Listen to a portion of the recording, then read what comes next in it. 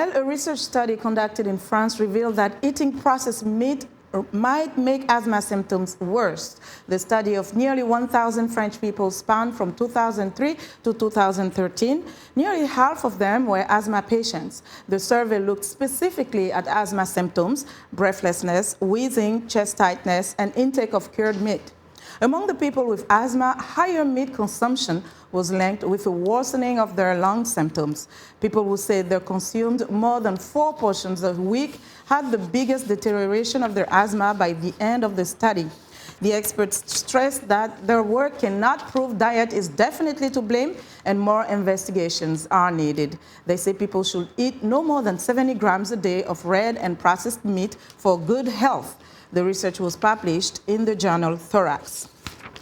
A new initiative in Somalia is engaging youth in Mogadishu to work with the government to fight sexual and gender-based violence. At a symposium held recently in Mogadishu, speakers urged the youth to push government agencies to effectively tackle gender and sexual violence.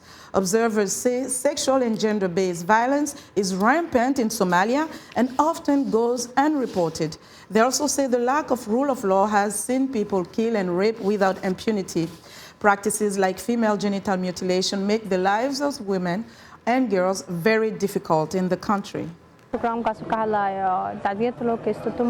was extremely beneficial, but we also realized that a lot of effort is required to eradicate sexual violence. We need to go to the villages and carry out door-to-door campaigns because it is in the communities where child abuse is rife. Girls are subjected to female genital mutilation and are forced into marriage. This has to be stopped.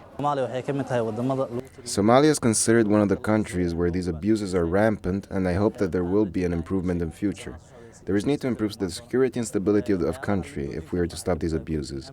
One of the biggest problems that the country is facing is insecurity, but given that the security situation is improving, we hope that the violations will decrease. And in Mogadishu, the campaign wants to train 300 youth from all 17 districts to raise